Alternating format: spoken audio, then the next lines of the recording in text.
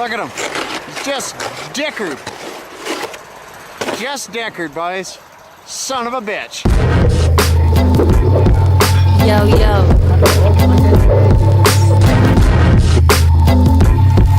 Class A and macro.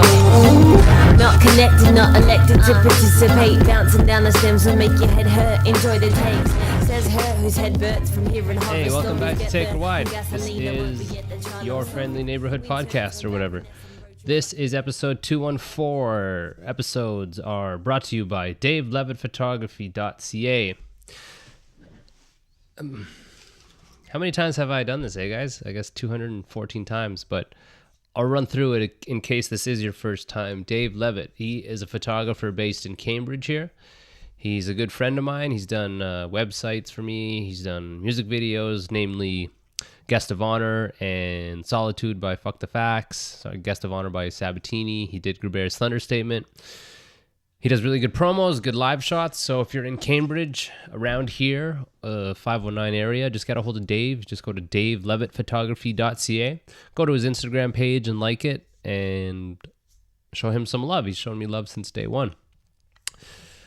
Also brought to you by Dapper Beard Oil. Dapper Beard Oil is Andrew Rashot, who works out of Ottawa. Andrew was on episode 77, and he's an entrepreneur. He is a guy who started a beard company out of his basement, and it's grown and it grows, and I'm very proud to be associated with someone who works hard and makes something really great. Just to kind of fucking try to break free from that daily grind. It's a grind, but it's your own grind. And it's kind of like the podcast. It's my own grind, but it's so much more rewarding when it's your own shit. So he has three types. He has a gold tusk. He has a black tusk number 2, and he has a scent free. It's ethically sourced. It helps hydrate, repair. It's antibacterial. It helps reduce beard dandruff.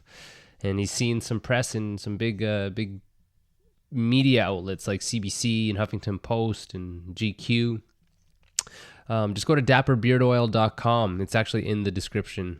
And I'm not sure if you guys, I know with iTunes, like the podcasting app, the links show up, but I don't know. I know everyone's not using an iPhone, so the link is in the bio, or you can just go to dapperbeardoil.com and take a look for yourself. He's doing this thing where you use Take a Wide free ship and you get free shipping, so you can save yourself some money. But go try it out. I've had it. It's great. It's good. And support a guy who's trying to do it on his own. So dapperbeardoil.com. Also brought to you by Ironclad Graphics out of Kingston. They're a custom screen printing company, and they can do shirts and stickers, posters, baseball hats, toques, koozies, pretty much any sort of merchandise that your band or business may need. They ship coast to coast, day to day, and it's competitive pricing and it's quality stuff. Sabs have gone through him. Gruber's gone through him. Julian, he's a guy who's been doing it for a really, really long time, and I'm really happy to be working with him as a sponsor for the podcast. So go to ironcladgraphics.com and check it out. And if you mention the podcast, you'll get $25 off of your order, which is something, right? Save some fucking money. A couple more here. Also brought to you by Wellington Brewery, that is based in Guelph, and they provide the beers.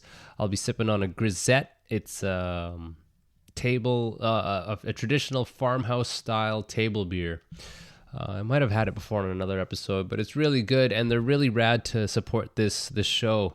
And they're also doing something really dope where they're donating money, 25 cents off each can of the grisette. Beer sold will be donated to Guelph Wellington Women in Crisis. So, get drunk and also support a really great cause. So you can pick that up at the LCBO or beer store, wherever you get your beers.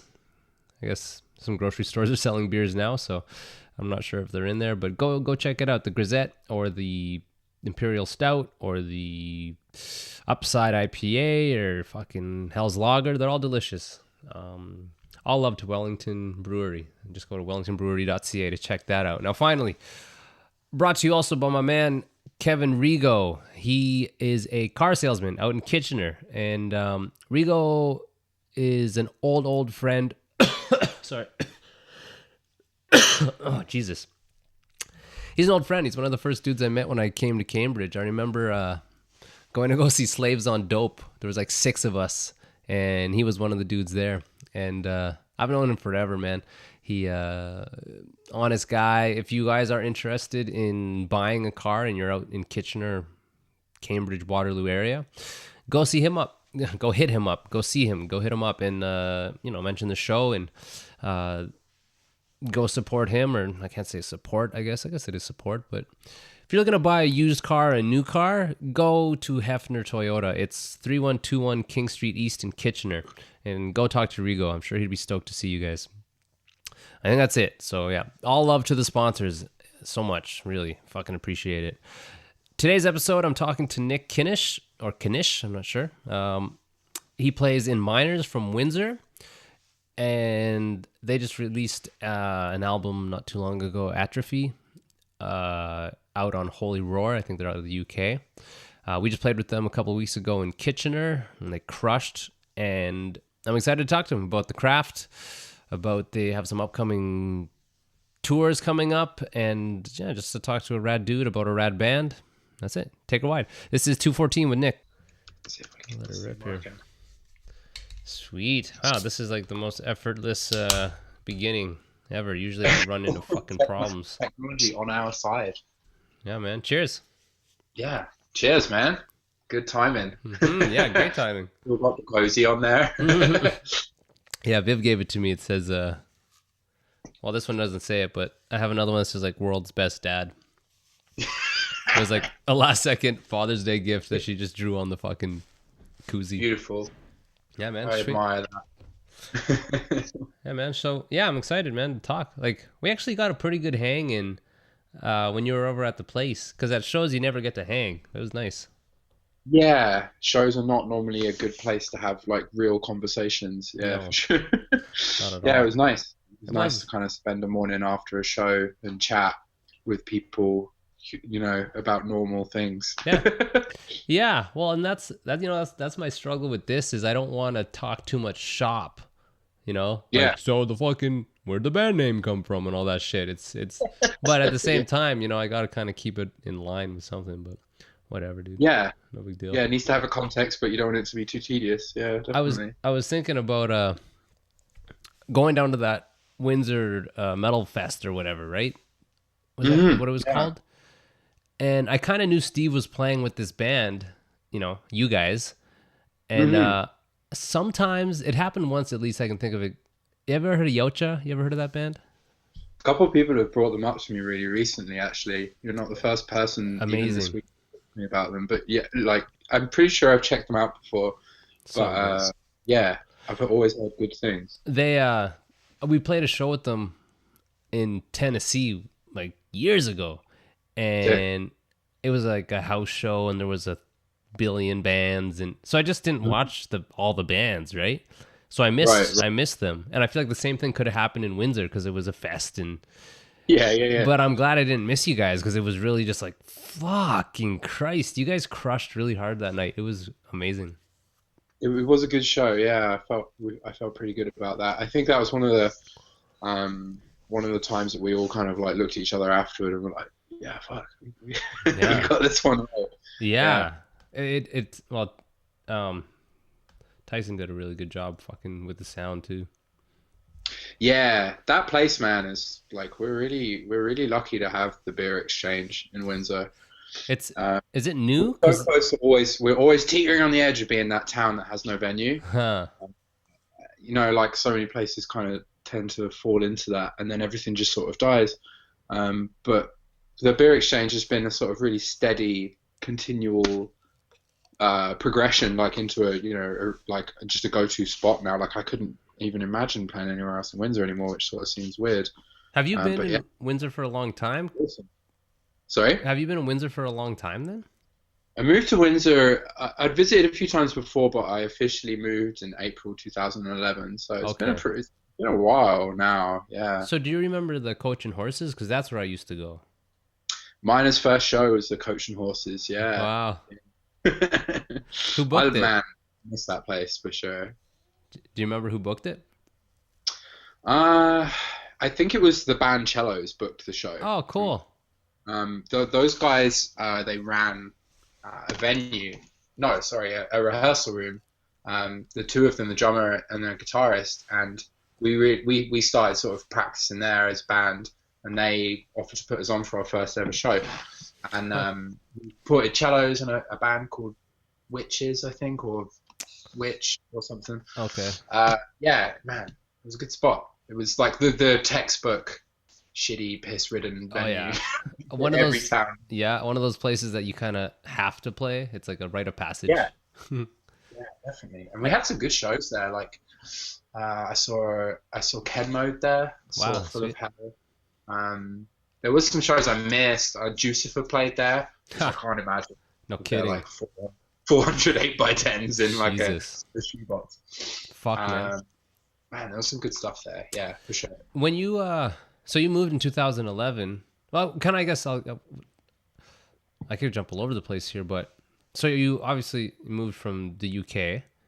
Yeah. And like why? Was it just work or like It's kind of an interesting story. I met a girl living in the UK who was from Windsor, but she was British and Canadian. So she had British parents living in the UK.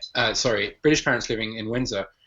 And I met her through her cousin, and we were together for a few years, and we had one of those like, oh fuck, we're having a baby things. What are we gonna do? And we kind of made a choice between us. We're like, well, where are we gonna grow up? Where's this kid gonna grow up? And in the UK, I had a really small family, and it just didn't. Not just that, but it just didn't really feel like a place to raise a kid. The UK, I don't know why, it just didn't seem right. And I visited Windsor a few times, and my partner, she had a really big family, and it just seemed like a good place. And I was like, man, like I'm good, I'm down for a change. So we went through all the kind of like hoops that you jump through to move to another country, and that started would have been about January 2010. And I ended up moving in April. That's about how long it took to get everything going. We were together for a few years now. We were separated, but our daughter, we raised like in a 50-50 custody situation, so she's with me like half the time. And it's good. Like Windsor has been really good to me. It wasn't like I'm going to stay in Windsor forever. It was like, oh, this would be the good spot, but it's just sort of worked out well. Compared to the UK, it's just so different for me. And you sort of kind of live in two countries at once, living in Windsor.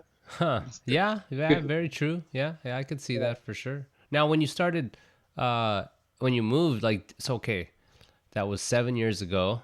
I'm always curious to the path that people get to get where they're at. So you had bands and shit in the UK that you just had to leave, or what?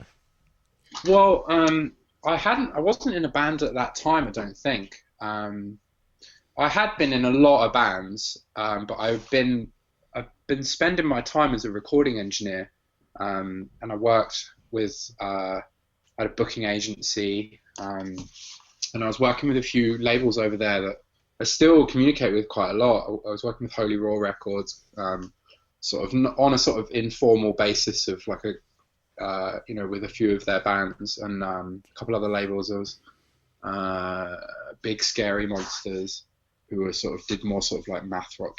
Okay. Stuff. And that was sort of where my life was. Like I sort of worked as a freelance recording engineer, and I'd kind of had to give up all musical projects to do it, because I wasn't enjoying music, like playing any music, because it was like 9 to 5. I was recording music, and then just couldn't go to band practice, like Wednesday afternoon or evening and play music. It was just driving me nuts.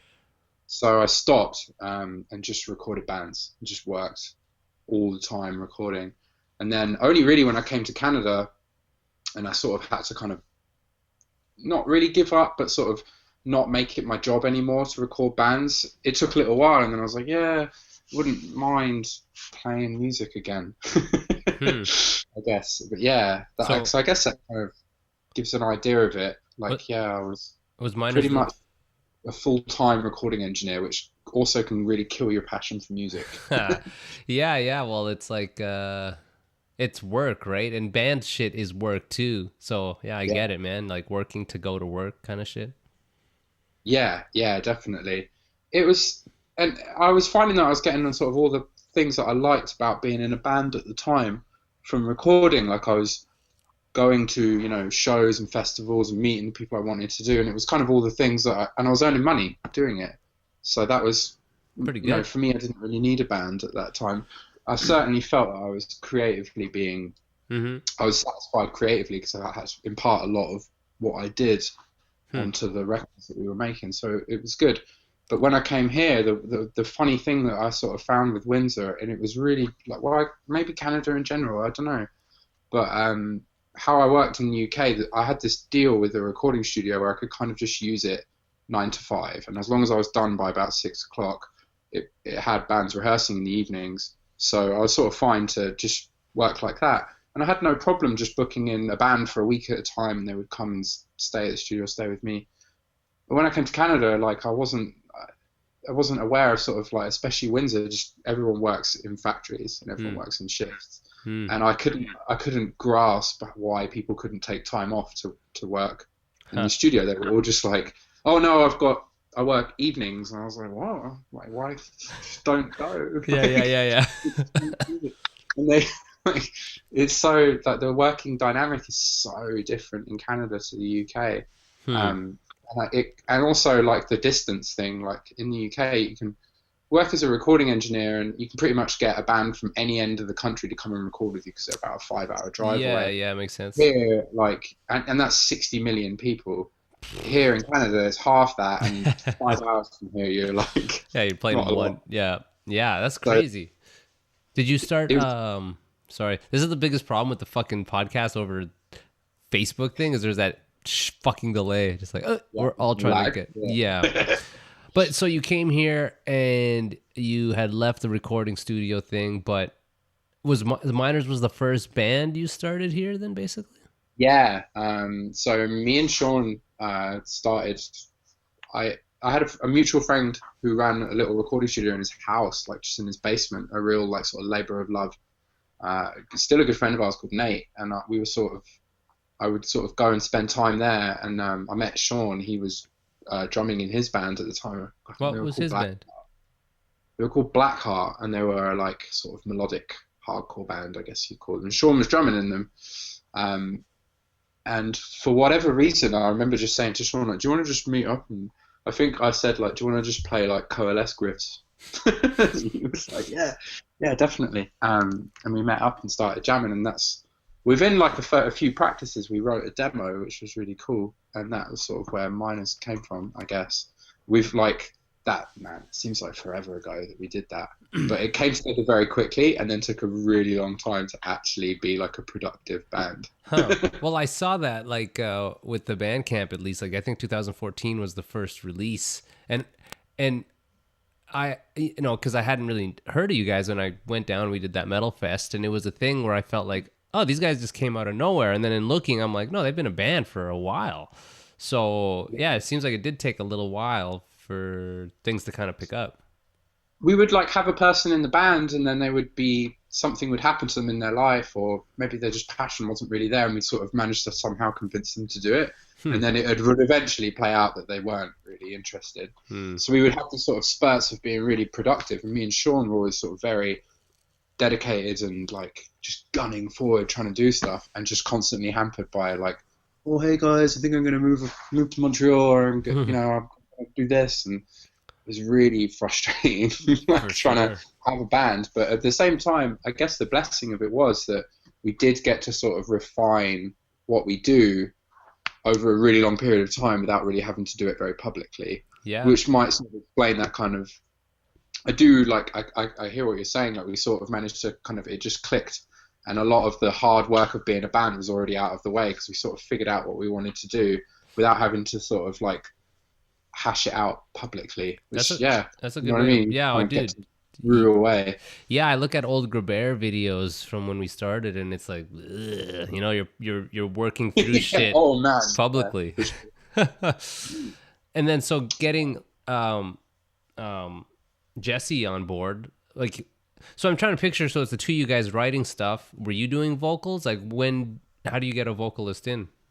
We had so many changes. Like we had a vocalist called Eric right at the start, and he was in the band for a few years, and we had a couple different bass players during that time. And then Eric left. He wanted to move away, so he left, and we had a guy who came and sort of did bass and vocals at the same time. And I did a little bit of vocals, but predominantly was sort of still writing the lyrics for the band. And then his name is Andrew, who's still a good friend of ours. And he left. He sort of came and sort of said, you know, he was really into playing saxophone. He was an amazing saxophonist. He's like, I think I want to really focus on my saxophone playing. I'm like, cool. I guess that's like the total, like, hey, I'm leaving my hardcore band because I'm going to be... I'm actually going to get paid playing music. Yeah, man. So he left, and we got Steve, who I knew from Uncle Ray and putting on shows around Windsor. And he introduced us to Jesse, who just moved back. I'd never met Jesse before, because he'd moved away to Alberta about the time that I had come to Windsor, or maybe just slightly off. About the time that I'd got into the scene in Windsor, he moved away, so I'd never really met him. And Jesse came in, and that sort of was where we sort of reignited our passion as a band, I guess, and really stepped things up. What was that first gig with that lineup? Where was it? That's a great question. I mean, there's only 2 spots in Windsor where you can really play, so it was either the Dominion House or the Beer Exchange. I think it was probably the Dominion House. When was that? It would have been the end of 2016. Yeah, okay. Right at the end of 2016. Okay.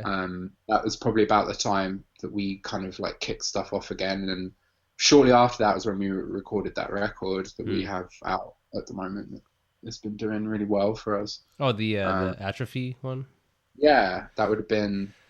Yeah, so we kind of had a lot of that written before Steve and Jesse got involved, and then sort of finished it up around that time. Then we recorded it in January, early January.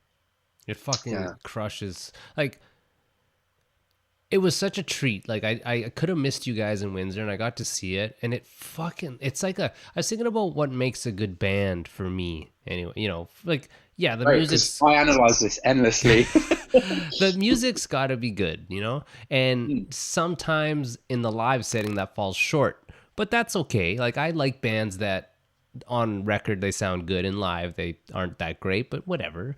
It's fine. But like you guys, it was like the songs are great. It sounds fucking great. Everyone can play. It's kind of like all the recipe, all the pieces are there to be like a standout. Like, I think you guys were the best band of the night when like of that thing. And you know, it was like just everyone's on point, and it's funny to think of a different version of that band, because like it crushes so hard right now. Like, do you think it crushes as hard as it ever has right now, or? Yeah, it's definitely at a peak for sure.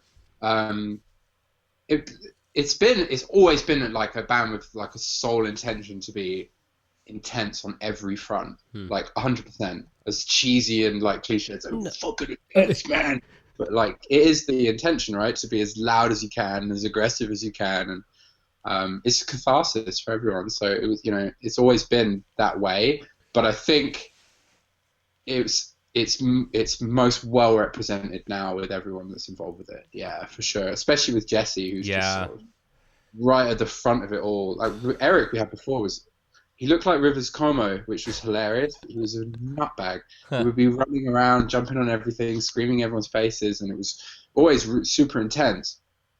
But now I feel it's more raw. Man, 100%. I think about a front man, and that's the one thing I definitely took away too, was just because it's coming from a real place with Jesse. Like, it's so much. Yeah, definitely. It really is very real with him. I remember when Jesse was like, I don't know if this is with every band, but for me, like, I don't ever really get to know what the lyrics are to a song until it's recorded, because I'm just playing riffs and focusing on that. And Jesse was like laying down his lyrics, like coming from like a sort of production standpoint. I like to work with the bands, and I'll get the lyrics in front of me so I can just sort of like quote them back, like, oh, can we do these words again? Okay. Or I think you mispronounced this. And I just know what they're trying to say so that I can sort of focus on the clarity of it. And Jesse's words, like, no disrespect to what Jesse says, but they're very simple and straightforward in the, you know, in the realms of hardcore and metal, like how metaphorical and sort of bizarre you can get. And Jesse's really straightforward. And I remember after we did it, thinking, should there be more to this? And probably the biggest response we've ever had about the record is just the lyrical content is so straight up. And it was a big lesson to me that you just need to say what you want to say very clearly to everybody, and that's probably the best way to get your message across. Yeah, oh man, absolutely. I think being an artist, you can get in your own way because there's no denying that people are going to hear it, right? And it's a question of how much of that influences what you're doing, because it's got to be a part of it, like knowing like, well, someone's going to read this, so I wonder, and I don't really write lyrics, but when I did, I definitely thought of it that way. Even with drums, I'll view it that way. Like, I know that this is going to be not scrutinized, but people are going to hear it. So I can get in my own way sometimes and not really serve the song. Yeah, I'll definitely scrutinize it to oblivion before it will become a thing. Whereas Jesse he just wants to get it out. And that's what makes it work so well. You know, he's just straight out with it. He wants to say it in the clearest way he possibly can. Yeah. I think that's really what brought such a huge change to miners in general, in that nobody really knew what we were sort of, we were making a bunch of heavy music, but it wasn't really saying anything clearly. And then all of a sudden it was like, this is exactly what we're trying to say, and you know, where we're at. I really definitely brought a huge thing to miners for sure. It's and in the short sort of time that I've known you guys, which is literally like 6 months, or whenever that fucking show was, like that. I've kind of been able to see like, Holy Roar got on board, and you guys released that video, and we can even talk about the tour coming up. Like, shit's like really happening right now, man. Like, are you surprised, or is it kind of like, how are you taking it all in? It's been the biggest shock of it all was just the response, like, that we had in the sort of press and the blogs and everything that are out there. Was like, we're waiting for someone to say what we didn't do right. You know, like, just, this bit wasn't very good. And there's maybe been a little bit, but like, it's just it's so nice to do something that you've spent so long frustratingly working over, trying to make work. And then it sort of all just came together. And it was a really like 11th hour thing too. Like, working with Holy Roar was really a fairly last minute thing. Like, I've not often been on the artist side of giving a record to a label, but I gather, you know, usually they want about sort of 6 months or so before they're going to be releasing it. And with us, we pretty much had it in their hands, like, done about a month before they released it. They were like, we want to have this out before the end of the year, and it went really, really quick. So it was kind of like we'd sat on this record from sort of maybe finished up in about February, and then not really done a lot with it. And then we're like, okay, we've got enough money to press it. And we sort of got into pressing, and then I just sent it to Alex, like, hey, he's the owner, operator, brainchild of Holy Roar, and said, hey, I really like you to have a listen to this. I've always thought that this was a band that would work well with Holy Roar. Can you have a listen? And I sent it off to him, and the next day he just emailed me back like, this is great, let's release it. And that was the instant, quick thing that happened from there. And it was rad. It's been really sort of verifying, I guess. Validating. Well, like, the music itself sells itself, and like, how much of all this sort of success is attributed to Holy Roar, and how much of it is just because it's a great record? I mean, I feel like there's many, many amazing records out there that just don't get any attention. And I feel like for whatever it is that we've done, without them going out of their way to put it in people's hands, like, half of my favorite records are probably undiscovered records. I mean, and must be frustrating for a lot of artists out there to make records, and people are they're going nowhere, or maybe they, you know, later down the line they become massive Uh-huh. records. Uh-huh. But it's been really nice to get the feedback that we have on it. But it's also sort of daunting because now we're like, oh, well, now what should we do? I mean, it's only an EP that we've put out and people have really liked, but you want to keep a consistent product. Uh-huh. So that's a little bit of a concern, I guess. Not Well, that I'm worried we wouldn't be able to follow it up, but you're like, oh shit, we got to do that again. yeah. Well, they definitely facilitate more eyes and a bigger audience. And I, kind of just getting ready for this, I kind of looked into them, and they're a pretty legit label. They're not like rinky dink. Like, they're not massive, but they're definitely worth working with. And they have some amazing bands on that label. I think that was the sort of thing that's so good for me, was just like the level of people that have been involved with them over the years, like, are, real, like, they're bands that during the time that we've been minors are bands that we've listened to and been like, oh man, this is an amazing record. And prior to that too, like Will Haven have done stuff with. Oh really? They did stuff with Holy Roar? Yeah. Throats, which a band that I got to work with, but like. Oh really? For me, like incredibly inspirational sort of hardcore band, and their mentality and ethos has always been very close to my heart. Dealing with them and how we conduct ourselves as a band, I like to think sort of follows a similar kind of mentality. And in generally how Holy Roar sort of deals with stuff, they keep it very DIY. Stuff is done very simply. It's very transparent and straightforward. We try to keep that going ourselves as a band too. I think a lot of people do. Yeah. Did they pressed it in the UK? Because you told me this at the show, but remind me, what did they do exactly? We pressed it over here, so it was already like with precision being pressed when I got in touch with Holy Roar, and we basically worked out a deal to cover the costs of how we would sell the record and all that sort of fun stuff that you get into when you have a band and all the back end shit. But they're very, straightforward and fair, and just. What was amazing about it more than anything was it was like this sudden kick into gear of like, okay, cool, we're going to do this. These are the people that are going to be reviewing your record. We're going to have it this time. They wanted to pre-sell it, and then I had no idea their connection with Death Wish at the time, which was like a huge win for us. We were like, oh wow, cool. We have a way to have it out and able to buy in North America. Which I wasn't expecting at all. Yeah, that's a big problem with the European label shit. My other band worked with the European label, and luckily it worked out where we press copies here, but every now and then we'll get an order for something that's like, why don't you just order it from France? Like, why are you ordering it from us? The shipping gets so fucked. Yeah, man, shipping is especially in Canada, is insane. Mm-hmm. Like it's almost...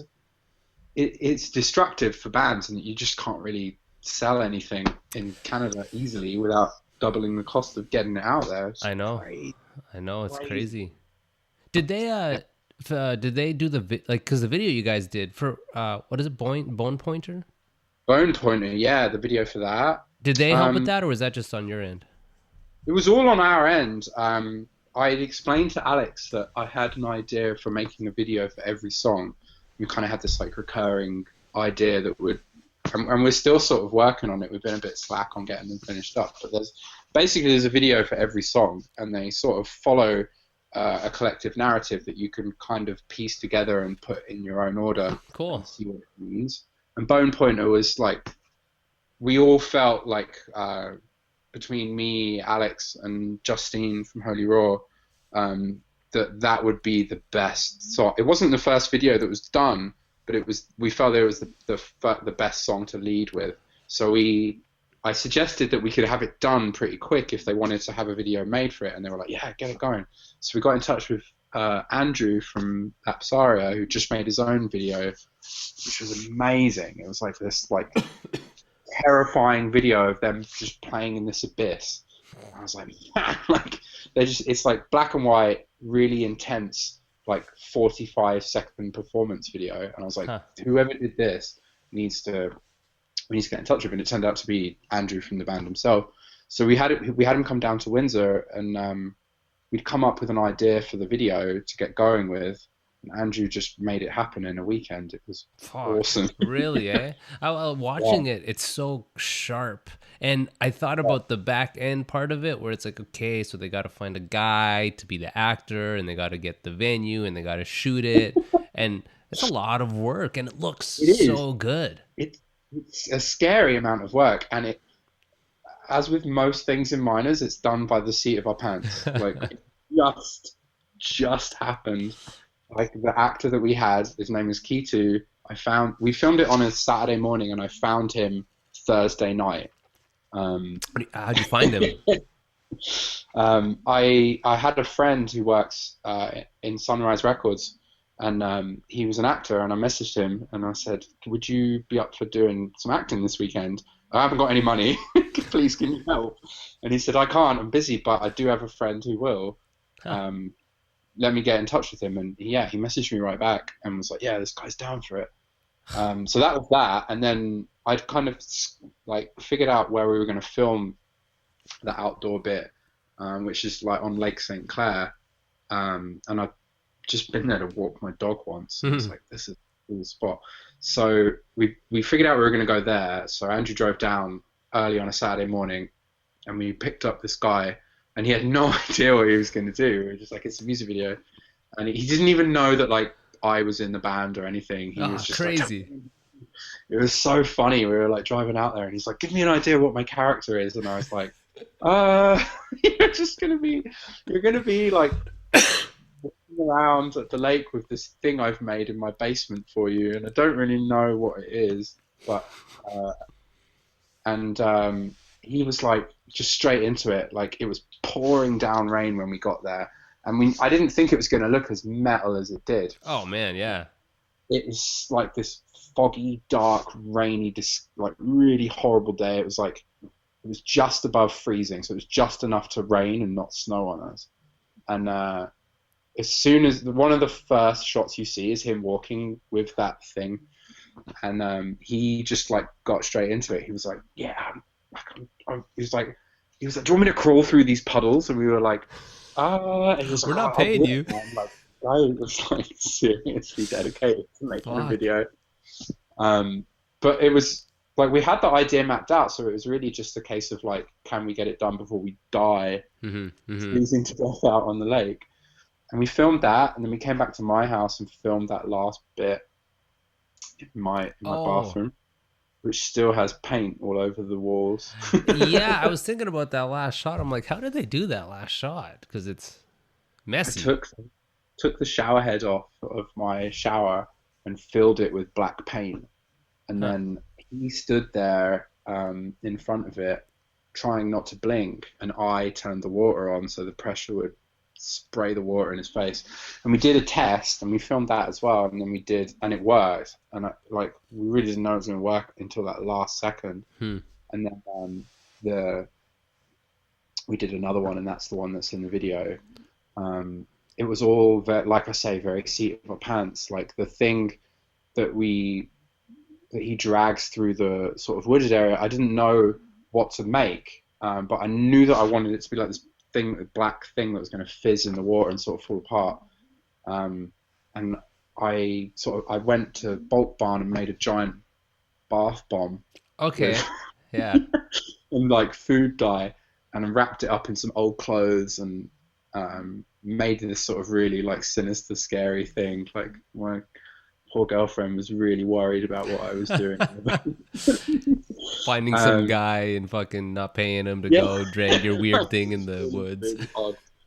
And we took it out to the lake, and when he dropped it in the water, I thought it was supposed to. The idea was that the whole video would be in black and white. And from my little knowledge of black and white photography, I knew that you could put a filter on the video, and you could make red look black. So it was supposed to be red, but it actually just came out like pink. So it's like this pink fizzing thing. So Andrew had to do quite a bit of editing, sort of post video editing. Oh, it looks good though, man. It's just he nailed it. It's like I couldn't. expect to have got such a good result from it, really. Well, and it's just I'm looking and thinking about you guys, and like everything's firing. Like the album's great, sounds great. You have some muscle behind it with the label, and then you drop this great looking video, which it just like everything's like. And then I don't know. I feel like, man, these guys really have this all planned out and are executing it perfectly. Thanks, man. Yeah, and It's really nice to hear that. Like, it seems like you're doing it right, because it doesn't always feel like you're doing it well. well, it's like, this is gonna be a weird metaphor, but it's just like you're beating the shit out of someone, and you know how to fight, and you're like just executing every punch perfectly. You know, everything's perfectly placed for maximum impact, and I think that relates exactly to the success. And I hate using success when I'm talking about music because that's so weird, but you know, like people seem to like the record. That could be my version of success. Yeah, I would say that too. Like, I think for me, my version of success is like respect from your peers. You know what I mean? That's where I'm like, yeah, if people that I respect, you know, love what you've done, then you're doing something right for sure. Totally, man. Sure. Totally. So this tour coming up too, which is fucking amazing. That's May. Yeah, second week of May, we fly over there. Yeah, man. 10 dates in the UK, I think you were saying? Yeah, 7 dates, I think. Pending around, you know, like the classic, how much vacation can we all get from work and that kind of thing. Oh, so it's you guys could do longer if you wanted type shit right now, or? Could we? Probably not. It really is like a pulse check more than anything, I think, to see if we could get away with it. Like, everybody in the band, like they're as soon as we all started talking about what are we going to do with Miners, everybody said, like, we'd really like to go to the UK, Nick. Can it be a thing? And I thought, yeah, I don't really see why not. Like, I know a lot of people throughout the years I've worked with that were like working sort of touring music industry in some degree, so I thought it could happen. And it was sort of really, it's always, I use the word a lot, but it was very serendipitous for Miners that things kind of come together just at the right time. But I've worked with the drummer of the band that we're touring with, Watch Cries, a lot, in lots of different bands over the years. He played drums in this band called Dope Fight in the UK, and I did a couple records with them. And then he had a band called Warwolf, who flew over to Canada with me. I think me and Mark were talking about them, that he sort of met them in the UK, and they were like, oh, we're coming to Canada, record a record. We're going to Windsor. And Mark was like, what the hell? Like, why are you guys going to Windsor? Yeah. And we sort of always talk. He released the first Miners demo for us on cassette in the UK on his label called Headless Guru. And I just messaged him because we talked a few times about maybe like sort of swapping tours. And he has a band called Watch Cries who are also on Holy Roar, and their record came out about the same time as us. And I messaged him and just said, how would you, you know, do you think we could ever make it work? And he said, you know what, actually our guitarist has just left, but a very good friend of yours has just joined. And I was like, oh really? And one of my longest good friends, who goes by the name of Maud, had joined Watch Cries, and he's probably one of the few people I know who's come, other than Ant, that's come to Canada and visited me. So I was like, oh my god, this is like the perfect tour. It's going to be arranging two groups of friends from either side of the world to tour together. So Ant has booked everything for us. Fuck. The guy has lost his mind. Like, I can't even imagine the stress of booking a tour all on your own for two bands, one of them coming from the other side of the world. But yeah, man, I'm really excited. Like, less so on a musical performance side, but just more of I get to match up two groups of friends and be like, hey. Yeah. Maximum, like, really maximum good vibes, just maximum vibes. Yeah, it's going to be, off the charts vibes for sure. Yeah. That's so exciting, man. I'm super excited for you guys because it's like momentum. There's a bunch of momentum behind what you guys are doing. And again, it's just like another swing of the bat, another swing of the fist to just like, you know, it's kind of a thing where, the classic idea of touring is make more fans, this and that. But it's, I don't know. Hopefully you guys can make a little bit of money, sell some more shit. And it's kind of just, you know, you get to have fun and rip some fucking gigs. There's nothing really wrong, nothing wrong with definitely. The other really awesome thing about it is that I've managed to find a way to not go to anywhere I've been before in the UK. Oh, cool. Or at least like venue-wise, so it will still be an experience for me. I've been to the towns and cities we're going to, but I haven't played all but one of the venues, so it'll still be a new experience for me, and it will be a really good experience for miners in general to be in a new country and do things a little differently. Well, have those guys done any extensive touring? Because this is like, it's only a week, but it's a big deal. Go to fucking another country and play shows, like Jesus. It's an undertaking, yeah, definitely. I think Steve has done a fair bit with Uncle Ray. Around Ontario and Quebec, but other than that, no, not really. It's all fairly new to all of us because every time that we would have been able to do it, just something went wrong. Somebody left, or some life bullshit happened, so we've not been able to. It's definitely a big thing. Like I'm really looking forward to it and sort of stretching our wings and seeing how it plays out, really, because what comes next after you've toured in another country? What do you do after that? Yeah, it's very true. More of it, I guess. Yeah, for real. What else do you guys want to do? What else? Yeah, have you thought past that tour? Yeah, I mean, I'm sort of roughing out the idea of playing in the States for the latter part of the year, and how you go about doing that is 100 times more complicated than going to the UK, unfortunately. Yeah, it's some real bullshit, which is actually, we maybe didn't have the information, but for us to get in the UK seemed like a big headache too, but I guess it's not. It's not terrible. Well, touch wood. But it more or less comes down to you need somebody to sort of act as a sponsor. Okay, yeah, you were mentioning that, yeah. Yeah, it's sort of like it's not overly expensive, but basically you need to find somebody who's prepared to say, I want these people to come to the UK. You don't have to sort of give them lots of details like we're playing here, and here, and we're getting this much money. It's just a kind of, you're given a 6-month window to come over, and in that time you can come as much as you want.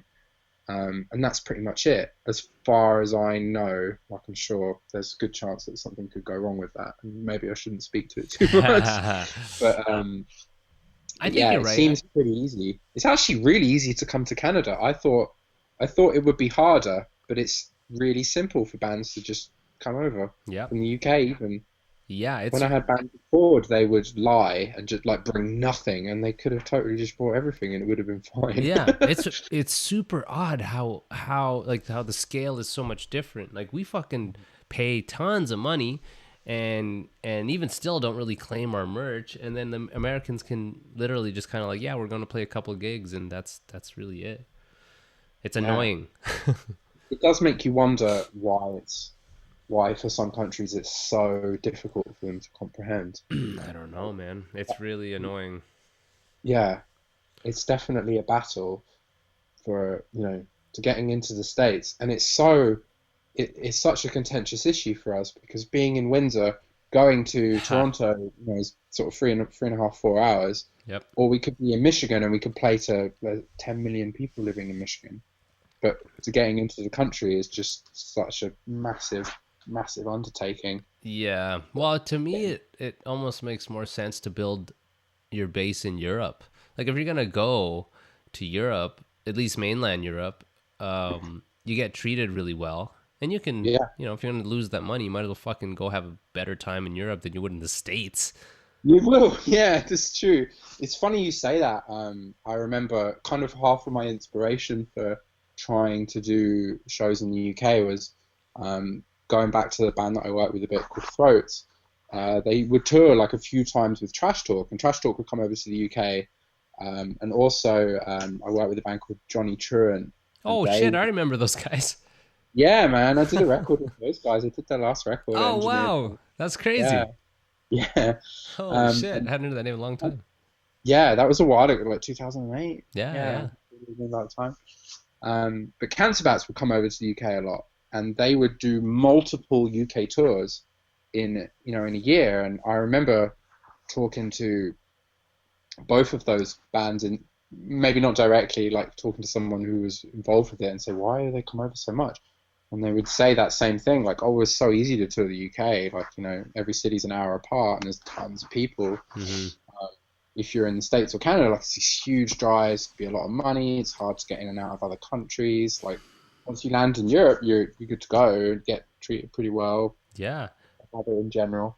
Now, if you can dominate sort of one area very well, then it makes sense, right, as a band to just keep doing it well.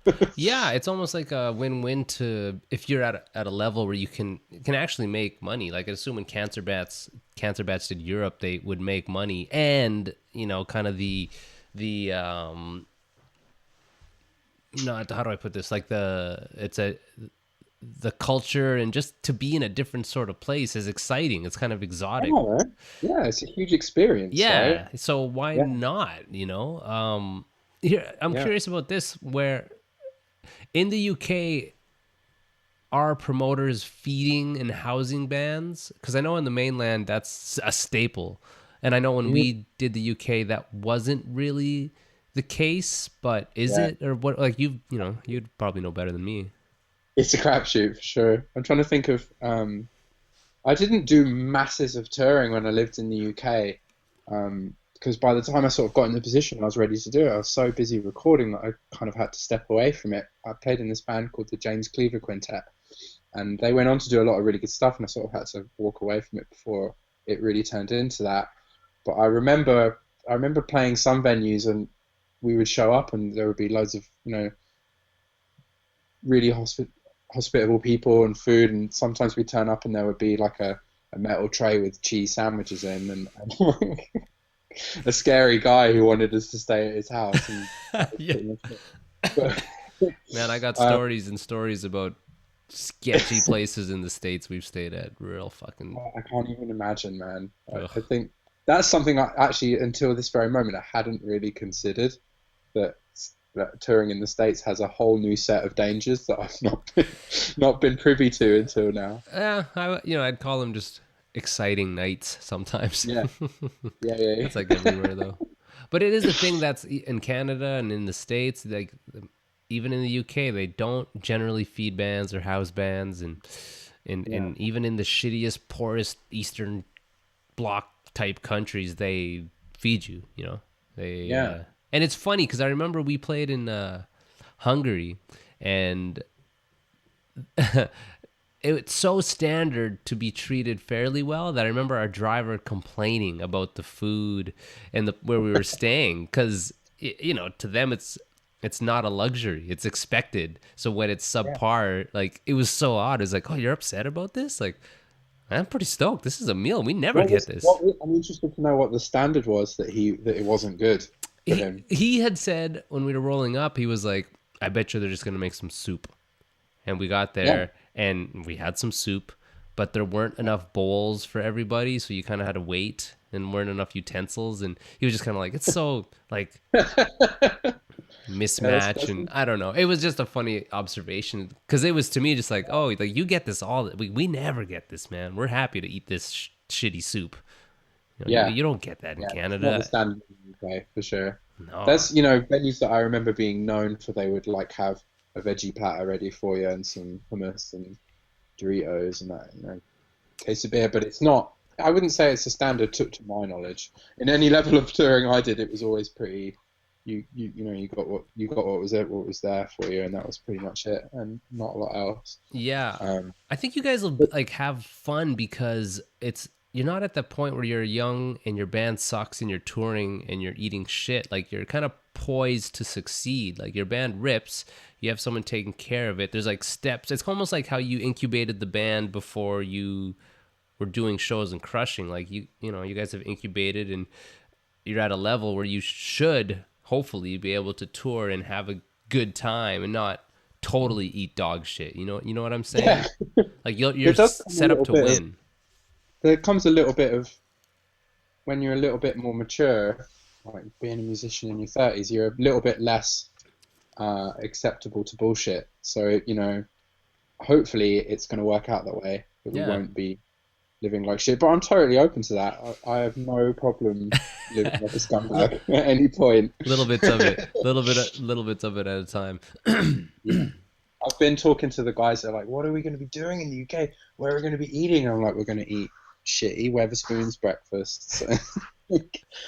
Chain pub crap. We're going to go to all the worst service stations on the motorway in the UK. Yeah, it's gonna be fun. We're a full UK touring experience. You get to tour all the fucking gas stations. What's like the big gas station there? Man, like we're getting into a heavy topic for me. This is service stations in the UK are a big topic of discussion for touring bands, and there's one that have you toured the UK before? We did 2 shows in the UK, so I wouldn't even consider that touring it. We just kind of popped in and out. Where did you tour? Where did you play? We played London and we played Leeds. So when you played London, I don't know if you remember, but London is surrounded by a highway. It's a motorway called the M25. Okay. And it goes. You can either go clockwise or counterclockwise around it. It's a big motorway that goes all the way around it. And on the western side of it, there's, for a very long time at least, there was no service. I can't believe we're talking about this. There was no service at all. And then just after I moved away, they finished one, and it's called Cobham Services. And everybody just tells me it's like a paradise. It's like a vacation resort, and I'm like, man, I have to go to Cobham, and I've not had chance. But it used to be that, like, if you were driving around it, I remember so many times playing in the north of England, and you get on the M25, and there's a certain point of no return where if you haven't got fuel in your van, you've got to gun it for about, I think it was about 60 miles before you would get to a gas station. And because there was no services there, it was basically like entering a nowheresville. Mm-hmm. And then you would end up on this one that was sort of like considered the last point before home for me, called Pease Pottage. And now there's somewhere in between, and I'm really looking forward to taking everyone there. That'll be the talked about that. Yeah, fuck. That'll be the next like band tattoo, like the logo for the fucking gas station. Yeah.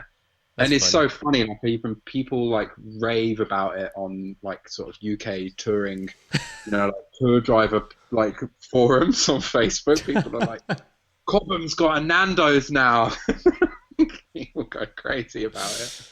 I'm super excited, man, for you guys. Just fuck. It's just I don't know. It's like some sort of universal truth that if you do your best and make something good, that the universe reciprocates. And because I make music and I'll do it for myself and it's fun, but I do want to level up. I want to make it easier to do. And that's the shitty part about aggressive music, is that there's not a lot of financial success or even success. There's a lot of great bands, but very few of them get to reap the benefits of that. You know what I'm saying? Mm-hmm. Like I'm sure we all have our heroes. Inspiration for me, like yourself, really. Like I'm sort of a little bit older and I'm a parent and I've got life things going on.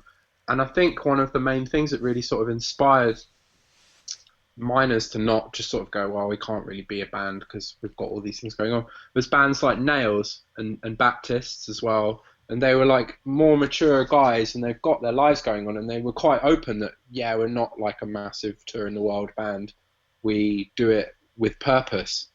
And I remember Nails, like the guy, Todd Jones, very specifically being like, I've got a good job and I've got this to do and I can't be everywhere at once.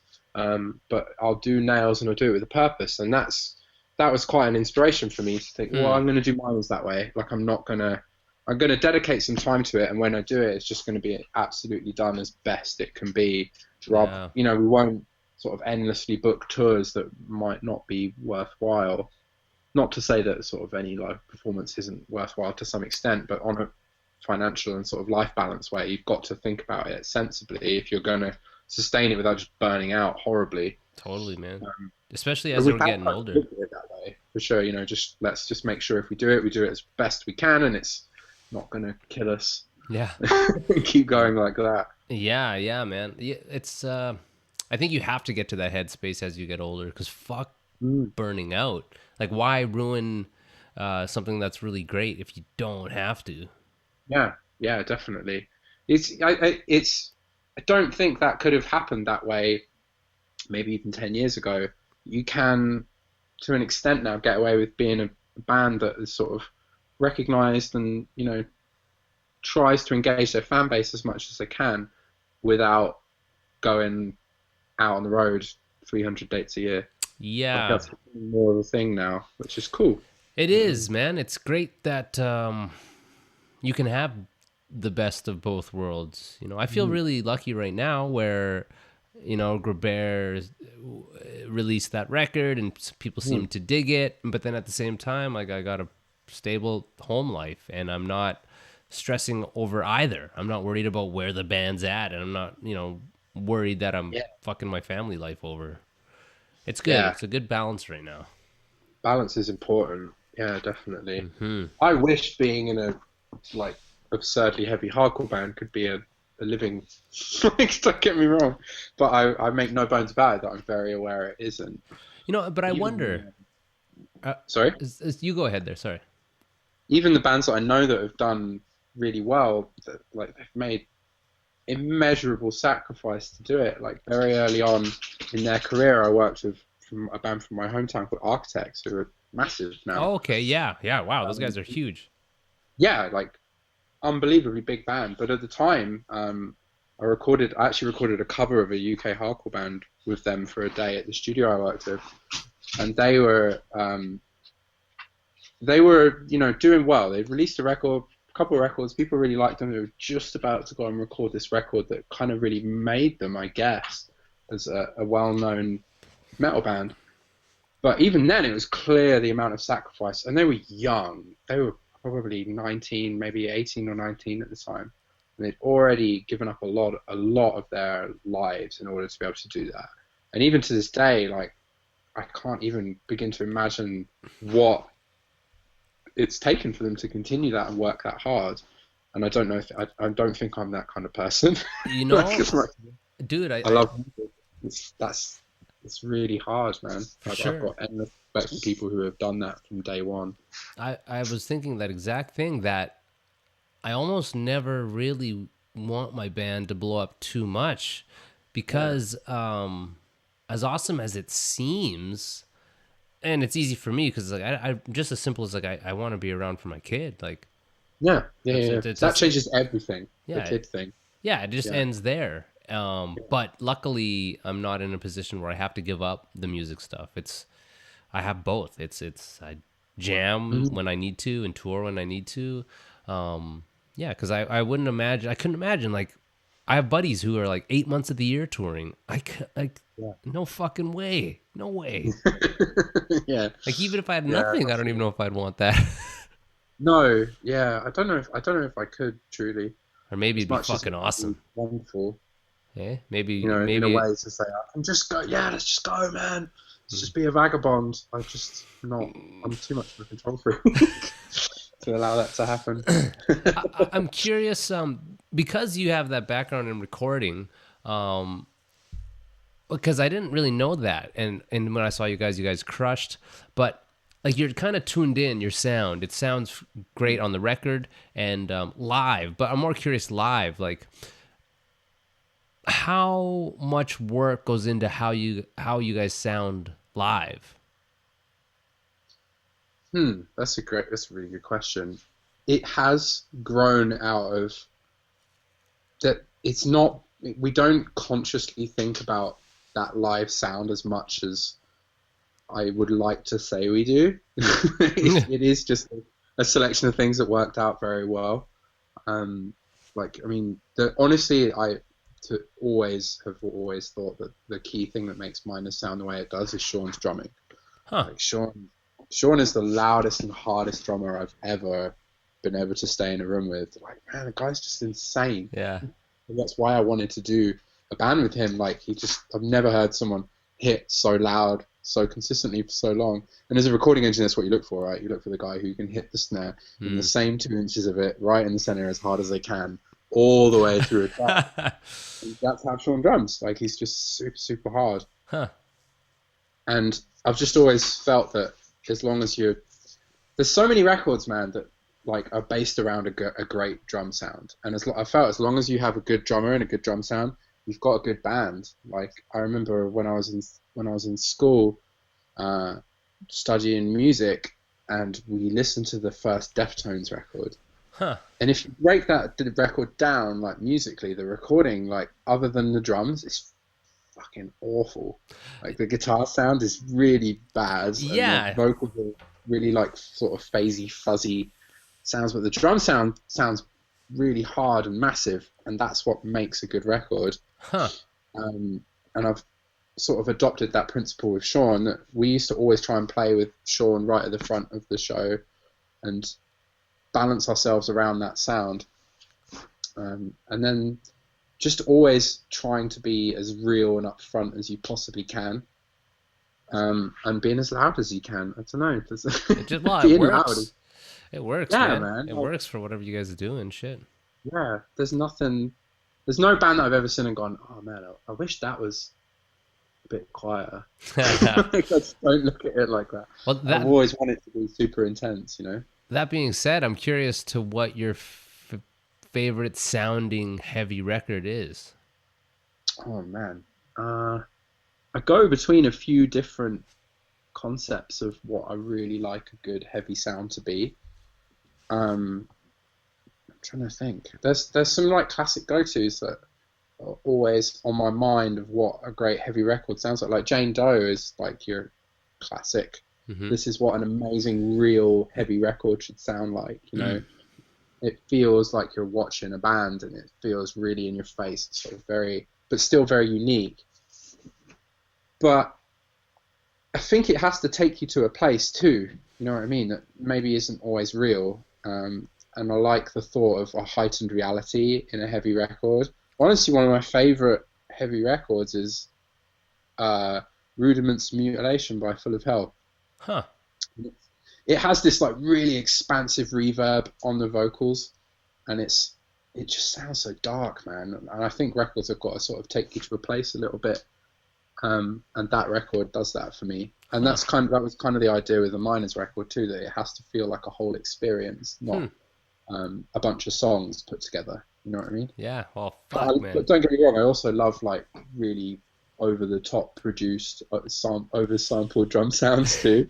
But they're just not for things that I like. Yeah. We do musically, you know. What? Just because there's some people who might be curious, what is your rig setup right now? What are you using? For a guitar? Yeah. I've been playing Telecasters for as long as we've done Miners, and I didn't know what I liked about Telecasters, but I guess Fender style guitars are a little bit longer than a Gibson guitar, and it gives you more of like a piano-like sound, more chimey sound. So I've used Teles in all descriptions since Miners has always been going, and I've tried to switch it out for other guitars, and it doesn't sound right. So I've always stuck with those. And then I use I have a couple pieces of gear that are really integral to the sound that we have. One is your classic Boss HM2, which is that like Swedish death metal sound, which I use sparing. It's always on, but I don't use that full-on dimed out setting that everyone uses. It just adds a bit of grit to my amp distortion. And then I have this pedal that I bought a prototype of a long time ago on eBay. It's called a Bad Comrade, made by Recovery Effects, and it's like a delay, pitch shift, fuzz pedal, and you just hit it and it just makes this insane sound. And a lot of the stuff on Atrophy uses that pedal. Like anytime there's a big, slow, heavy part, that pedal's on, it makes this like loopy feedback sound that's I always use. And then for the record itself, I actually use, it's an Ignator amp, an Ignator Tweaker 88, but I've been using a PV VTM 60 that I bought in the States a little while ago for the last little run of tours, and it sounds very similar. It's like a sort of very like pushed JCM 800 sound. Okay. So I'm kind of putting together a bunch of things that shouldn't really work, and somehow it sort of worked for me. Like a really bright guitar with a really fuzzy distortion, and then a sort of darker sounding amp, and they all go together to make quite a good sound. Huh. I've never sort of gone out to nail a sound for myself, because I've always sort of just been like, whatever the best amp that I can get my hands on would be what I'd use for recording. But I think mine does have quite a distinctive guitar sound, which I'm sort of quite proud of, I suppose. Yeah. So if anyone wants to do that, that's how you do it. Well, it's gnarly. Well, that's kind of a perfect way to kind of tie off here. I do about an hour, and then I do the Hibzine, which is I'll just play some music from whoever I'm speaking to. And I like how you said that Bone Pointer was kind of a good sort of intro, like that being the first video you released. So I want to play that if that's cool. And I'll do that after, because I don't know, it'd be weird to just sit here in silence while the song plays. Just sit patiently. But okay, let's put this in. This is Bone Pointer by Miners off the Atrophy record right here.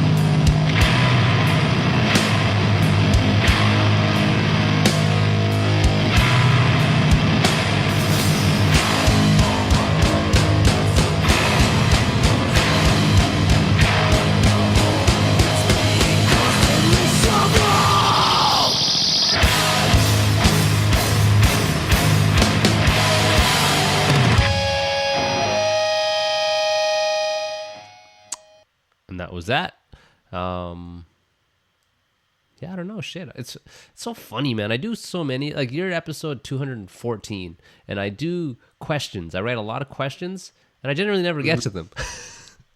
I had to listen to one of a couple other like shows you've done before, and I was like, fuck, it's gonna have all these intense questions for me. And then they were just like good chats, and I was like, oh sweet, I like those. Yeah, they're they're not I'm always second guessing my questions. It's like, ooh, that's a good one, and then it's like, nah, generally not. Well, the thing is, you second guess all the answers then too, right? Like that's what I would do. I would sit there and then go, fuck, did I say the right thing? Yeah. Like, no, it's better. Nice to just chat, isn't it? It is, man. It was nice to because Steve hit me up like, yo, can the dude stay at the place? And I'm like, yeah, no big deal. But it honestly, part of me is kind of like, well, I hope they're cool guys. Like I'm open to help people out. but it definitely helps when people are rad. And even just that short little 20 minutes we had late at night, just sipping on that last beer in the basement was nice. So this is just an extension of that, man. Yeah. Yeah, I don't know. Thanks for coming on. Man, honestly, that show is going to probably go down in, at this point anyway, as one of my favorite shows ever. Like, it really was like, it sounded like almost romantically, like, we played this fucking amazing show, we met all these good people, then we had some good food, then we chilled out. Yeah. And we like fucking, you know, hung out with a cool family and played with the dog. And Yeah. that's what you really hope for as a, you know, like small band. That's what you want to happen every night. I mean, it's gonna stick in the memory for a long time for sure. Like, it's just a really good time. Yeah. Like, I think that's, we all sort of drove home and we were like, that sets the standard for how the show should be. And I remember it was either you or Mark were like, don't get used to that. we were like, yeah, let's not get too used to it. Well, who knows? It was such a good time. It was, man. It was, again, to think about just how well you guys are doing. That's even a weird thing to say, but just because you played Kitchener, and you have kids up front screaming the words, and it's weird. Yeah, that was great. I was like, yeah, because the band rips, but yeah, you were kind of like, yeah, we've never played here before, and it's like, yeah, well, fuck, there you go, your band rips, and it just echoes throughout the internet, and you have kids in Kitchener up front screaming all the words. Yeah, to this day, I'm going to be baffled by it, and probably for a long time, because you don't think that that's ever going to happen when you've been like played 100 shows with everyone just staring into their pint glass. You don't expect to rock up to the town that you've not really given any attention to, and people give a fuck. Yeah, it's so cool. It's but great. It was like the overall dynamic of the whole thing was so nice. You know what I mean? Not to say that I wasn't a little skeptical when we turned up, and it was like, you know, a little bit, maybe a bit out of the way. I don't know the dynamic of the city, but it felt like, are we just playing that like nowhere pub? Mm-hmm. But everyone seemed like, don't worry, this is going to be a good show, and it really was. Well, man, Chris and Brian do good work. Like Chris, I've worked with a lot. He does those house shows, and him and Stacy, and it's like, actually, he's been on the podcast too, and yeah, I was going to listen to his episode later, actually. You know, they just give a shit, man, and the kids around here are stoked, and yeah, it was really fucking great, man. It was really a really good night. That type of shit fuels you for longer than it should. yeah. It reminds me of a way. The Windsor scene is really good in that way when it goes well, and most of the time it does. But it has that similar sort of people like Steve. You know, they want to propagate the right attitude, and it's not often that you go to another city and you get that quite like that, but we really did in Kitchener. Yeah. I'm really looking forward to coming back. Well, this is gonna go out on Monday, so do you guys have any gigs around here coming up? I guess that would be... We need to get one done. April-ish? It's the answer to that. We need to book something to come back for sure. Okay, probably in away in May, maybe in June. Yeah. We thought about the idea of doing something on the way up to the airport, but it's also the thought of unpacking everything and packing it all up again. Yeah. Yeah. So maybe when we come back, like in June, we'll do a little weekends run, do some Southern Ontario stuff again, and then go from there. Cool. So it's hard plotting out the time with vacation and everything. Work just sucks so much. Yeah. It's tricky, but whatever, man. Like, I'm excited to hear how that fucking tour goes. But let's wrap this up, man. So people find the record, weareminers.bandcamp, is that it?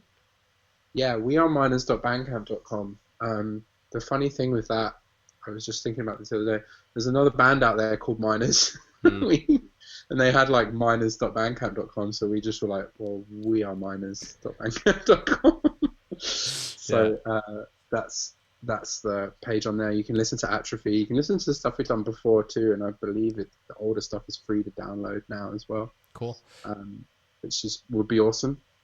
Yeah, it's all up there. Yeah, I'll put all the links in the bio and the description for this so people can hear it. But yeah, I don't know, man. Let you roll, and then I'll just close this off. But man, Nick, thanks, man. It was fucking nice to talk, man.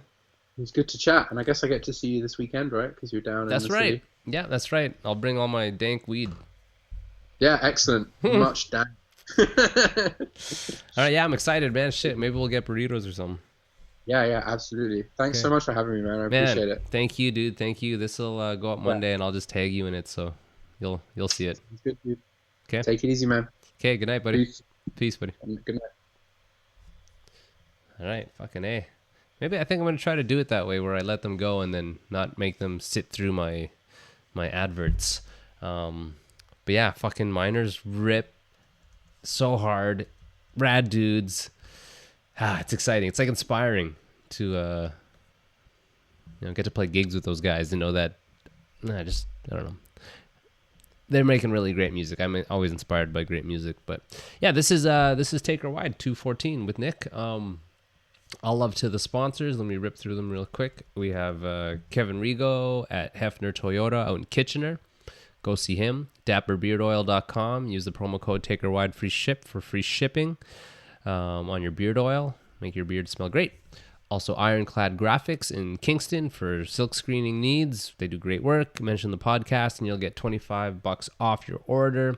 Wellington Brewery. Go pick up the Grisette, and they donate 25 cents of each can to the Guelph and Wellington Women in Crisis, which is amazing. Dave Levitt Photography.ca, and I don't know, the Instagram is I'm such an idiot. This is the thing with the whole show, is that I'm learning. I don't know how to fucking do this, and I'm learning as I go. So I had been posting old episodes on Instagram just as an image, and then just the other day I realized, like, why don't I just fucking put the link to that specific episode in the bio? So now what I'm doing when I actually post something on Instagram, the bio in my Instagram thing will bring you right to that specific episode. So when I say like the episode 14 or whatever, you can actually go and listen to it right there by just clicking on the bio. I'm learning. So there's the Instagram page, and also I'm uploading onto YouTube now. It's funny, I was going to say, if you're listening to this, then you obviously know how to get this show, but maybe if you're talking to people and they're curious about the show and they don't really do podcasts or have apps to do that, you can easily direct them to Take Her Wide on YouTube. Now, I need 100 subscribers before I can get the youtube.com/takerwide, which is kind of silly, but I get it at the same time.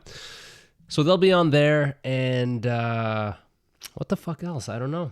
Thank you guys for listening. It's great little community. These are fun to do. Sometimes it seems like work, but when a good convo's going, it's fucking so much fun. So there'll be more down the line, and that's it, guys. This is Take Her Wide. Thank you so much for listening, and we'll see you next fucking week.